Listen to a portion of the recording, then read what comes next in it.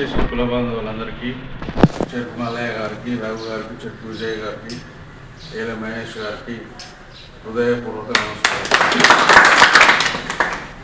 మరి ఈరోజు రాష్ట్రంలో చేనేత పరిశ్రమ ఎక్కడెక్కడ బలంగా ఉన్నదో ఆ ప్రదేశాలకు వెళ్ళి సాధక బాధకాలు తెలుసుకోవడం, మరి ఇందులో ఉన్నటువంటి లోపాలని పసిగట్టి ప్రభుత్వం ఆ క్రమంలో ఈరోజు చండూరు మండల కేంద్రానికి రావడం జరిగింది. అసలు రాష్ట్రంలో సుమారు 70,000 మగ్గాల మీద చేనేత కార్మికులు జీవనం సాగిస్తారు.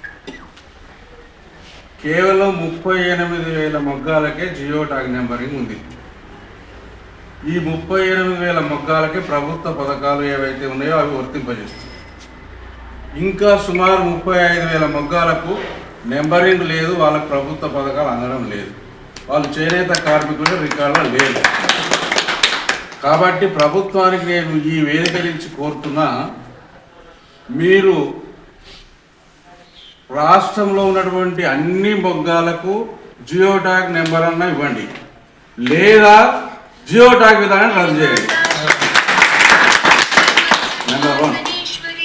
తర్వాత ఏదైతే పద్మశాలీలను మంచిగా చేసుకోవాలి, చేనేత కార్మికులను మంచిగా చేసుకోవాలి, ఓటు బ్యాంకుగా వినియోగించుకోవాలని ఒక దురాలోచనతోని గత సంవత్సరం రుణమాఫీ ఏదైతే ప్రకటించిందో ఇప్పటి వరకు అమలు కాలేదు. దాని మీద కూడా ఈ వేదిక నుంచి నేను ప్రభుత్వాన్ని గట్టిగా డిమాండ్ చేస్తా ఉన్నా, షరతులు లేకుండా వడ్డీతో సహా చేనేత కార్మికులకు మంజూరు చేయాలి. దీని మీద రేపు 29 నుంచి అసెంబ్లీ సమావేశాలు జరుగుతున్నాయి. ఈ అసెంబ్లీ సమావేశాలలో మన వాణి కూడా బలంగా వినిపించాలంటే స్థానిక శాసనసభ్యుల మీద మనం ఒత్తిడి పెంచాలి. ఈ రకంగా చేసినప్పుడే మన సమస్య ఏదైతే ఉన్నదో తప్పకుండా అసెంబ్లీలో ప్రస్తావనకు వస్తుంది. నేను ఇన్నగాక మొన్న మా నగరకల్ ఎమ్మెల్యే వేముల వీరేశాన్ని కూడా కలిసి ఇదే విషయాన్ని చర్చించి తప్పకుండా మీరు అసెంబ్లీలో మాట్లాడాలని నేను వాళ్ళ ఇంటికి పోయి కూడా చెప్పి రావడం జరిగింది. నేను కోరుతున్న ఒకటే ఏంటంటే, చేనేత కార్మికులు అంటే పద్మశాలి జాతి అంటే ఏ ప్రభుత్వానికి కూడా చాలా చులకన భావం ఉంది. గత 10 సంవత్సరాలు వాళ్ళ పాలనలో అరిగోస పెట్టారు.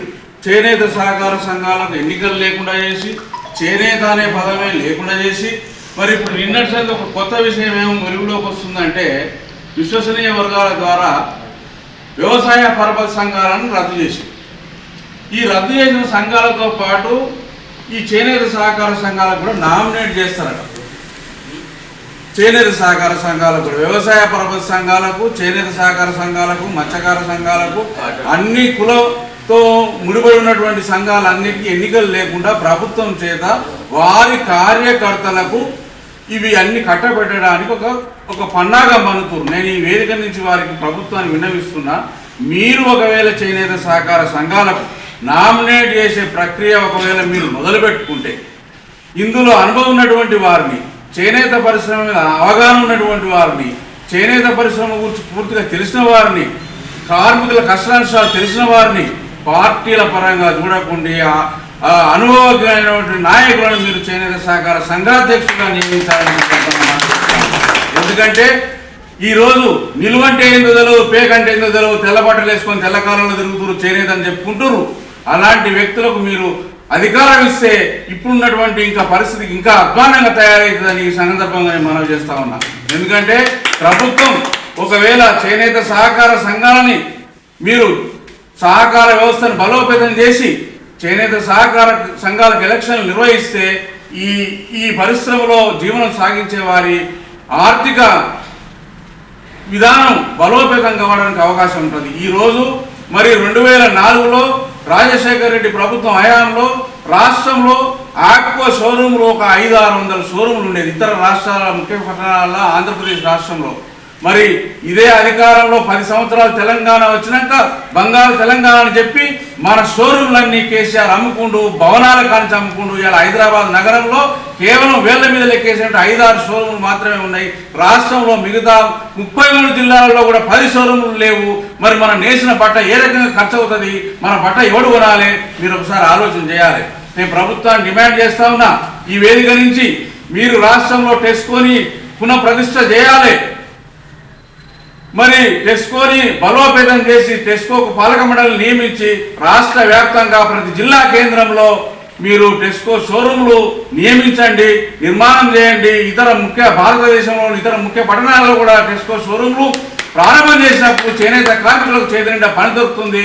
మరి నేసేవానికి ప్రతి చేతి నిండా పని దొరకడమే కాకుండా ఆర్థికంగా బలోపేతం కావడానికి అవకాశం ఉంటుంది. మీరు చేనేత మీద దృష్టి పెట్టండి. వేదికల మీద అందంగా చేనేత గురించి మాట్లాడి అవతల వాడడం కాదు లెక్క. ఈ చండూరు ముఖ్య పట్టణంలో ఇంత పెద్ద పద్మశాలి సమాజం ఉంది. ఈ రాజగోపాల్ రెడ్డి కేంద్రంలో అయితే రాష్ట్రంలో అయితే ఒక ప్రముఖ వ్యక్తిగా ఉన్నటువంటి వ్యక్తి. ఆయన ఈ చేనేత సమస్యల మీద ఎందుకు ప్రసంగిస్తలేడు, ఎందుకు స్పందిస్తలేడు? మీరు నిలదీయండి.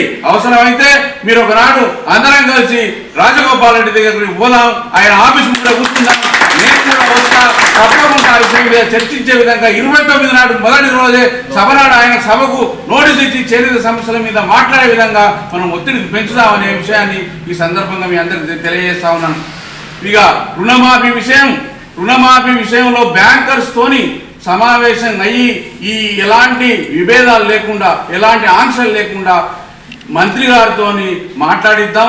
మీరందరూ ఒకనాడు మీ సమయం ఇచ్చి ఒక 100 మంది ఇక్కడి నుంచి రాండి, నేను తుమ్మల నాగేశ్వరరావు దగ్గరికి స్వయంగా తీసుకుపోయి ఆయన ముంగట మాట్లాడిస్తానని ఈ సందర్భంగా నేను మనవి చేస్తా ఉన్నాను. ఇంత పెద్ద చేనేత కార్మిక కేంద్రానికి చండూరు అనేది ఒక ప్రసిద్ధి. మరి నల్గొండ జిల్లాలో పుట్టపాక అయితేనేమి, గట్టుపల్లి అయితేనేమి, మరి చండూరు అయితేనేమి, మరి మా యాదాద్రి జిల్లాలో సిరిపురం, రామన్నపేట, వెల్లంకి, భోగానం తదితర చేనేత కేంద్రాలు ఉన్నాయి. నేనేమంటున్నా అంటే నల్లగొండ జిల్లా కేంద్రంలో, ఉమ్మడి నల్లగొండ జిల్లా కేంద్రంలో ఒక చేనేత సదస్సు పెడదాం. మనం చేనేత శాఖ మంత్రిని తీసుకొద్దాం, బీసీ మంత్రులను తీసుకొద్దాం, మన సమస్యలు ఎంతో మాట్లాడుకుందాం. మీరు అందరూ కూడా రావాలి. ఎందుకంటే మనం బయటికి వెళ్తేనే మన సత్తా ఎంతో బయటపడుతుంది. మరి ఇంత పెద్ద పట్టణంలో మరి మీరు కనీసం ఇవాళ 100-200 మంది ఇక్కడ జమ కూడితే మనం ఈ ఫోకస్ ఇంటి ప్రతి మున్సిపాలిటీ కేంద్రంలో ఏదైనా మీటింగ్ పెడితే మాత్రం ప్రభుత్వానికి ఇంటెలిజెన్స్ రిపోర్ట్ పోతుంది. మీరు అది దృష్టిలో పెట్టుకోవాలి. మన సంఖ్య తెలవాలి. ఎవరు సభ పెట్టినా కూడా, నేనే కాదు, ఎవరు సభ పెట్టినా కూడా మన సంఖ్య కనబడాలి. మన సంఖ్య కనబడాలి, ఇంటెలిజెన్స్ రిపోర్ట్ అప్పటికా వెళ్ళిపోతుంది. కాబట్టి గవర్నమెంట్కి చేరుతుంది. మీరందరూ కూడా ఈ రాబోయే కాలంలో మరి ఇప్పటికే రాష్ట్రంలో పద్మశాలీలు అనేక రంగాల్లో చైతన్యమయ్యే దిశగా గత 5 సంవత్సరాల సంది అనేక కార్యక్రమాల్లో పాల్గొంటున్నారు. మరి మన జరిగినటువంటి సర్పంచ్ ఎన్నికల్లో రాష్ట్రంలో చూసుకున్నట్టయితే నాకు వచ్చిన రిపోర్ట్స్ ప్రకారం ఒక 30% సర్పంచులు మన పద్మశాలి తెలిసారు. ఇదే చైతన్యం రేపు మున్సిపల్ ఎన్నికలల్లా, రేపు ఎంపీటీసీ ఎన్నికలల్లా, జడ్పీటీసీ ఎన్నికలల్లా మన చైతన్యాన్ని మనం కూడా పోటీకి ముందుండాలి. ఎవరితో కాంప్రమైజ్ కావద్దు, ఎవరిని కూడా తగ్గేది లేదు. ఈ చండూరు మున్సిపాలిటీకి మన పద్మశాలి మున్సిపల్ చైర్మన్ అయ్యే విధంగా ఎందుకంటే చేనేత కేంద్రంగా పేరుంది. మరి ఇంత పెద్ద పట్టణంలో ఎవరైతే వర్గాలొద్దు, పార్టీలొద్దు, పద్మశాలి అయితే మాత్రం మీరు తప్పకుండా గెలిపించాలి. సందర్భంగా నేను మనవి చేస్తా ఉన్నా. మరి చేనేత సమస్యల మీద మీరు రాజగోపాల్ రెడ్డి అపాయింట్మెంట్ తీసుకోండి. నేను కూడా ఫోన్ చేసి రాజగోపాల్ రెడ్డికి స్వయంగా నేను ఈరోజే మాట్లాడతా. మరి తప్పకుండా ఒకనాడు ఆయన క్యాంప్ ఆఫీస్ పోదాం, 29 లోపలనే మీరు సమావేశం పెట్టండి, నేను తప్పకుండా వస్తారని సందర్భంగా మనవి చేస్తూ మీ అందరితో నేను సెలవు తీసుకుంటాను.